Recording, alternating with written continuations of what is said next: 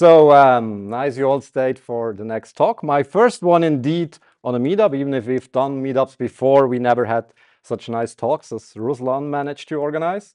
He named the talk SSH Magic, and since I like themes, I want to go a little bit into that magic. So first of all, I show you an accurate picture of me when I'm at home with my loyal and true cat Ezekiel. And if I don't have to cosplay as a normal human being doing adult stuff and socialize and so on, so I like to do there some IT. Today I want to talk about SSH Magic, and as already told, to get a little bit into that sphere of arcane stuff. I themed it a little bit, but no worries, it's only the first part. So we start to getting to know the spell. I'm sure most of you already worked with conjuring connections in SSH, but we need the rudiments to continue on that. Then we improve our casting of that spell. We enchant our cauldrons, so we make ourselves comfy in our daily business and our workbenches. Then I want to present you with the struggles of an order. To that, I will come with my little biography. And then we learn to bewitch the masses, or at least we see an approach how we could do so. So I myself started with web development in the late 90s, but there I only did some HTML, JavaScript with my older brother. Then in the 2002, I started to code backend-wise with PHP, been through the road of Delphi, Visual Basic, C++, all that. But I get back to PHP, of course, and started to code Laravel some years ago when we switched from, what was it called? Another framework, not worth mentioning it.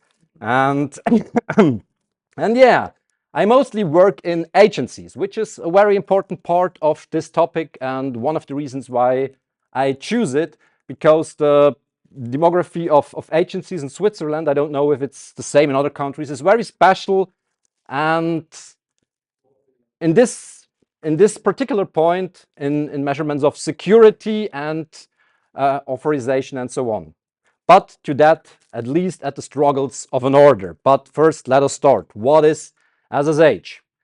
The spell of SSH connection is of the type of a conjuration. We summon a connection to another location or to another sermon. We need only one action for that. So it's one simple command line command and we are there. We have an infinite range as long as we're connected on any fashion to those other sanctums. And the only thing we need is a piece of parchment with runes and invisible ink. We also have to communicate this invisible ink with a sigil on our parchment, so the opponent sanctum can decipher our ink and knows what's on. So we can't talk to a sanctum which has not our sigil saved on itself. The duration is concentration or the regulations the other sanctum chooses. So it's pretty simple so far. We want to improve our casting, but why should we do that? It's on his own a really nice spell, but there are foes, they want to mess with us. There are two colors you see, or I hope you see and are not colorblind. The first two are in blue and then is a purple one. That's because corruption of arcane channels is none of our business. We have architects of networks for that and special people, but we want to look after that we can, because we all want to improve what is possible for us, and that is deciphering weak sigils. So we don't want to use weak sigils because skilled enemies can misuse them, break them, and therefore mimic and decept them. So they can compromise our keys, steal them, and use them without our knowledge. And that is not good, because the connections to the sanctum allows us the entry in those, and there may be personal data we don't want to share with those foes. So, weak sigils, what is that? We all have been there. We started to switch from FTP to SSH or SFTP. I really strongly hope that I'm speaking true words and none of you is still deploying with FTP or something like that. And that must be years ago. And then we did something like SSH keygen and then type RSA and so on. And it was good and it was shiny and it is old now. because we have a lot of these old sigils that still work because they are working, they are valid, they are legit, but they getting weaker. Not because they mold or anything, but because cryptography moves on, and so does the standards. So recipe for RSA, where we've stroked or cauldron 1,024 times, is nowadays considered as weak and outdated. With this little spell right here, you can check if you're the owner or owneress of such a weak sigil. I really, really recommend you to do so to see if all of your keys in your file system are still good. If it looks like that, and the response to that comment is RSA 1024, it's not. Even better is if we give a little bit more effort on stroking or soup in the cauldron, and we make 4,096 rounds, which is considered as safe nowadays and also a little bit of future-proof. The downside on that is it is a little bit slow. The good side is it's compatible, and that to mostly every server out there. So we have new algorithms, but they are not accepted everywhere. Most of them are, but we could still deal with legacy systems. And therefore, from time to time, we need an older RSA cipher to get connection to them.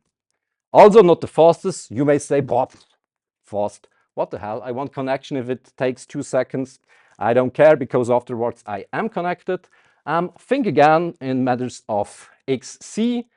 The speed of SSH may very well impact the network. Okay. And then we come to my cutie pie. It's the ED25590. It's not particularly mine. I have no idea what exactly it does, but it's a recommendation of SSH. It's fast and considered secure. It's always in parentheses, or I say considered before I say secure, because security is just in a point of time, and it's easy to remember. Why is it important for that key or for that type to be easy to remember? Because we use SSH key and SSH keychain a lot. If we do deployment stuff and so on, if we want to configure our pipelines, we have to create a new key pair to put it on GitHub and so on. If we start at a new job or so, I recommend that you switch out your keys for several reasons I will talk afterwards. A little hint from my personal experience. In shared hosters, they always have panels where you can lay down your keys. Some of the panels told me that my public key was not valid. I didn't trust them, and that for good, because I went into the shell and put it in the authorized key, and everything went fine. So not all control panels are up to the real technology the server supports. So if you're in a control panel and they say your ED key is not valid, don't trust them, try it in authorized keys. The server may support that cipher. Easy to remember, and now a little help from my side. How can we remember that? With @ nobody of us would forget @ and then 252, it's 1 byte for an unsigned integer, or the count you can do with your 2 hands without the thumbs. Every nerd can count to 255. And 90, of course, is the last prime before the Illuminati number 23. So very basic, very easy. You won't get that out of your head. Okay, improve the casting. Some general approaches. Never ever share your private key, except you do it on GitHub because it's needed there. But elsewhere, your private key is your pretty little journal with your kinky stuff in it. You don't want the public to know about that. In contrary to your public key, go out on the marketplace, shout it around. It's only for the better of you. You have access everywhere to that. Rotate your keys now and then, not only because of the matter of the development in cryptography, it's also minimize the risk. Imagine your private key was stolen without your knowledge. One person can use it from time to time, go on the servers, make mischief, and you would have no idea. Rotate your private key. Don't forget to remove your public keys everywhere they're allowed, and stay up to date. And a little other tip, it's not that important as the 2 above, but command your keys. As you grow your collection in your keychain, you want to know which key is for what use. Therefore, use the -C uppercase and write a little comment. So in a year, in a month, you know which key does what. I personally prefer to do that already in the file name, so I know what's going on. So, to the improvement. The second factor. I think we have been there too. To say, oh, I have to git pull that shit. I don't want to enter my password every single time. Skip that. Make a password for your keys. I will show you that that is no hassle at all if you configure your system correctly. If something of yours is stolen, or if there's a worm in the company network, or other stuff that could have a loss of data as consequence, you're owned. And with you, I don't mean you solely. I mean the whole customers that rely that you are authorized on one of their servers to the databases and to every single customer client data there is. That's not cool, and that's not even legal at some point. And improve your costing even further. Use a third factor. It's nice and shiny to have a password, but if you have a password manager and everything is there, you still keep it in the digital realm. And this is a good point to get out in the real world, even for us nerds, and get hardware the job done. It's just for your real little keychain. It's such a thing. You plug it in. Every time you want to do a collection or use your key, you press that little point here on. It lights even. It's happy. And you can press it and everything is fine. They come in different shapes and forms, very little, from USB-A to USB-C. They even are biometric. So you are on another layer if you have a separate and additional factor of security. I have two tips. The one is listed here. Always buy two. If one goes missing, don't use your second. Directly buy a third one. Erase the data from the first one, but not be closed out from all the networks. And the second tip, let your, boss buy them for you. Okay, so now we're safe and shiny and all. We now want to enchant our cauldron. The whole hassle with entering a password is very not that cool. So we need SSH agent. The best thing about that SSH agent is that most password manager systems nowadays support that. So this is just a basic screenshot of KeePass, but 1Password or LastPass will support that too. You can, for every password entry, you can select, and oh, I can even look at that. You can select SSH agent, and here you have a shiny little line you can read from back there, but it says add key to agent when database is opened. That is very shiny. You give the password here, you give the private key, and as soon as you start your system, you will start your password manager as usual. The password manager infuses all your private keys in the SSH agent and the according passwords to them. A little hint I stumbled upon: every terminal you open is a new session. An SSH agent only works on a default way on one session. So your X server, meaning your graphical user interface, has the SSH agent automatically start up, but not your sessions. So you have to expose it. And I put some links in here for Mac, for Linux, and for Windows. I only know that this approach works. I didn't try the other one, but you're free to try so. And now we come to get really comfy with the configuration. We can do a lot of configs with SSH, and when I started back then, sometime after the fall of Rome, with SSH, I didn't want to type SSH user add server and so on, maybe even port.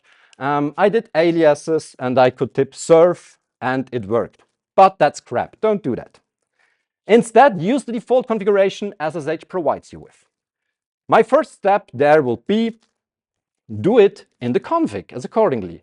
You can make an entry for every host you use that is like the alias. Define the user, the host name, and all the other stuff you need for that connection. And in the start of the file, you can add identity files.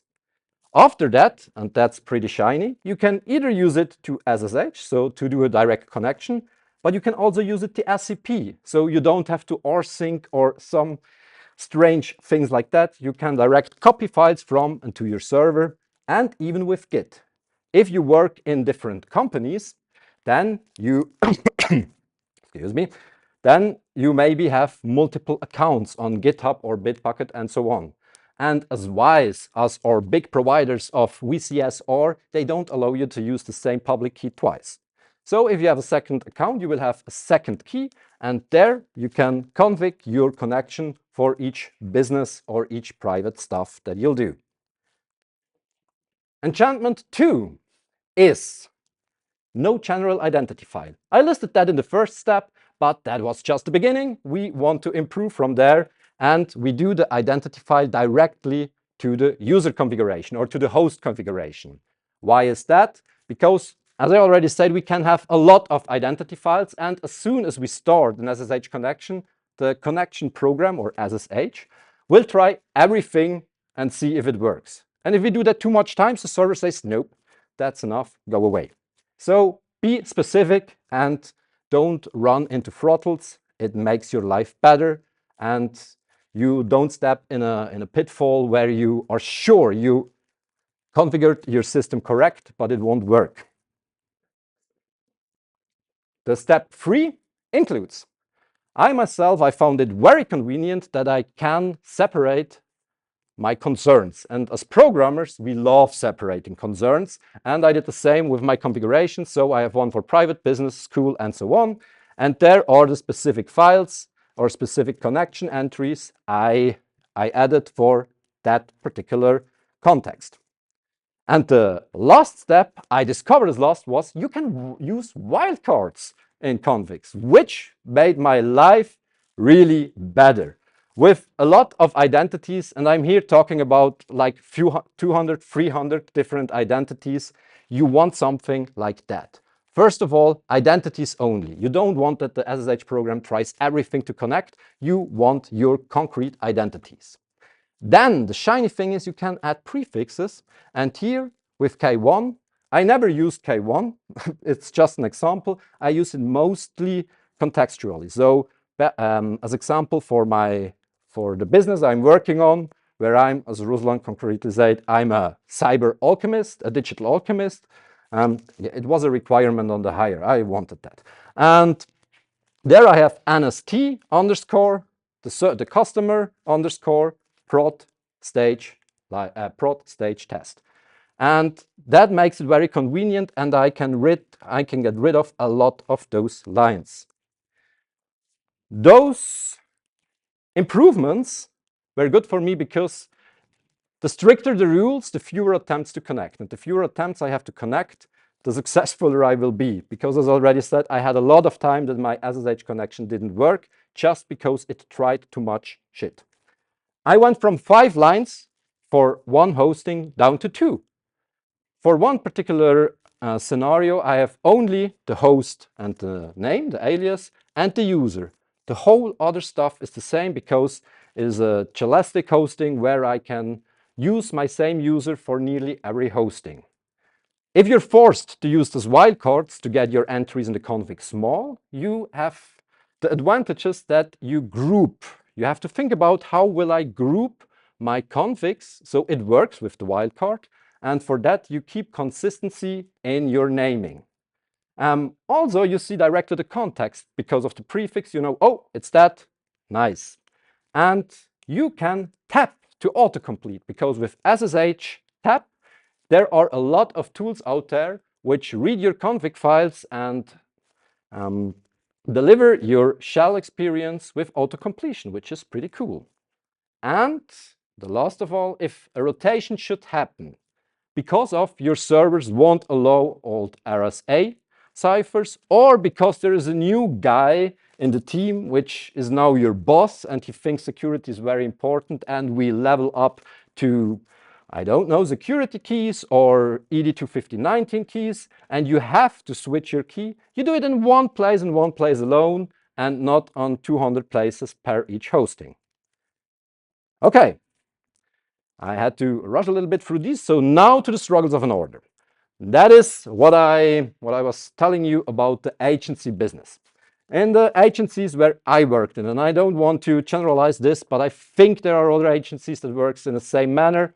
We have a lot of people. That is basically true for every company, but also a lot of hostings.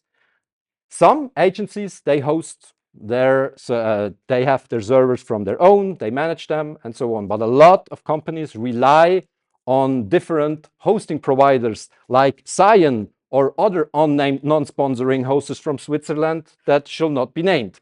And sometimes even customers or clients already have their website or their application on a server and they want to keep their hosting. So there is a diaspora on different servers and shared hostings and accounts you have to manage. And in some way or another, you have to make sure that those people have access to those servers and some other points which I think are more important. The struggles. Here we see the master of the keys doesn't know what to do with them because there are different challenges. One of them is onboarding. You have a new coworker or a new coworker S, and this person needs access. So someone has to take their public key, go around and put it on every server. Even more important, offboarding. Somebody leaves your company. Where are the public keys of this person? New servers. The whole team works on something and 5 new projects came up. Who does the keys on, or who puts the keys on that servers? And then key rotations for the same reasons I already told, because of security, because of guidelines, because of some political decisions. Everybody from here has to rotate the key, and therefore every key must be put anew on those servers. There are different approaches, and these approaches are not my recommendation. They are just my experience, which, as you can see, are not that good. I saw that a whole company used a shared key pair, which is bloody fucking terrible. Never ever do that. As I said, never share your private key, and there all of them used the same key pair, which is very convenient if you have a new coworker, because the public key is on all the servers. Okay, new coworker, here have our private key. Let's go, you're in. The problem is, as you can guess, that key pair was never rotated too. So even 2 years later with that key, well, everybody who ever worked there and had that key, even for new projects they received, they had access to it. The most common approach I saw was to see for yourself. We have the normal credentials. You can password authenticate over SSH and get into the server. So leave your public key on the authorized key file, and that's okay. And then there is the possibility of a human manager. I never saw that. Even that would be good if somebody really care about the keys that are all out on the wild, and on the onboarding takes the new person by the hand, says, do a new key pair in ED 252.9T, and we will look after it that you have access for everything. And after somebody leaves, the public keys will get destroyed. The offboarding, once more, this is the person who once worked with you, seemed to be a pretty nice guy, but then turned. And all his keys are still there, so he can enter the graveyards or the servers and do whatever he wants. Even worse is this scenario if you have a shared key pair, because not even the server owner would know that is a different person if he used some kind of proxy or you used from home. So he has access to everything, and that's not cool. Okay, now bewitch the masses. We come to my approach, what I was thinking about, and now finally some code. I'm very sorry to bore you to death so far. I was cooking something up, and there is a clear look at that. Doing something about my terminal is that. Okay, try another terminal. Okay, this one works.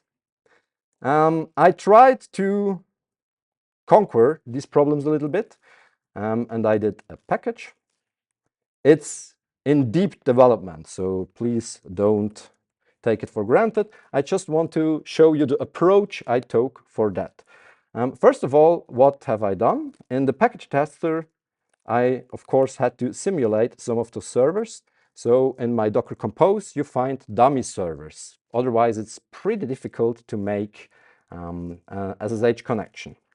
And if I open it, it looks like this. You may guess that I don't like front end. Well, it's true, I don't like CSS and moving pixels around, but I really like some JavaScript. But in this case, that's another reason why I did this. I have the strong opinion that SSH keys should be managed by people that understand SSH keys. So no people from HR which say, oh no, I don't know if we should make authorization there or here. That should be an IT stuff. And this is like a natural barrier that nobody messes with the keys. They don't shunt. My idea would be that I have these comments. They are not finished yet, but I could add, as example, a new key. Not that. I wanted to add a new key. Add new address, new public key. So here I have every person that is registered in the system. Since it is a package, I wanted to make it a little bit flexible. So I made the configuration that it's not bound directly to the user's model. So if you have a running Laravel application, you can say which is the owner of the model. So you have another hierarchy. You can say, okay, this entity type should be the people that have SSH keys and so on. Here we can select them. We can add a public key.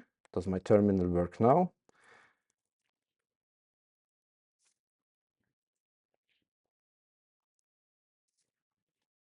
It's a hard time for you too, I know, baby. Just give him some time.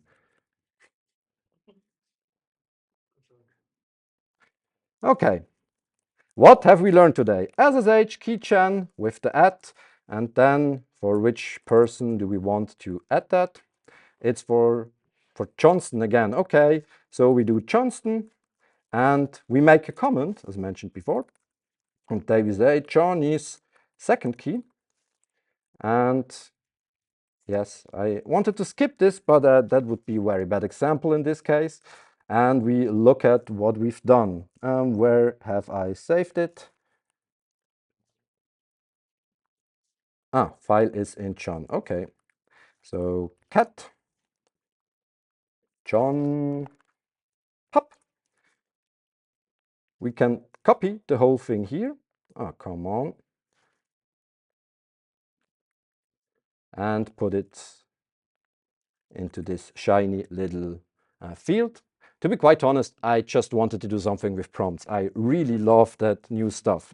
I will come to that later because it has some disadvantages which I want to talk about. I can, of course, also add new hosts. In this case, I would have to enter the host name and afterward the username and the password. That is just for the first proposal. My final wish for this tool would be that you have to go manually and you can switch here in connection type to credentials or SSH key forced or initial. Initial would mean the first time you connect to a server, you don't save the credentials, but you put the secret key, the private key, which you can define from the application on the other server. The total approach would be you have to do that first. So no credential would be in the database. Of course, I use the decipher method or the decipher casting from Laravel, where we can add automatically deciphered passwords into deciphered data into the database. And this won't, of course, not work. I have here also the connection check. And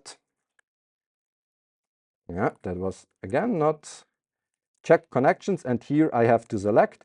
That's one little thing I had to do in addition. Prompts doesn't support that, so I tingled around a little bit. I try if I can connect to that. That worked. Or I can connect to all the servers, which is a neat approach if you have an armada of different servers and just want to see if they're still online. Even the first one, Melanco at Lauwiner.name, it's online, so this one goes out of Docker into the real world. The second part, analyze host, is just a method where I can use any host I have connection to and the tool automatically checks the auth host file. It takes all the public keys that are in there, writes them in the database, compares them to existing keys, and associates the existing keys to the members you already have saved. And it creates phantom keys, so you can see if you want to make a listing of all your servers, which keys are unknown or so on.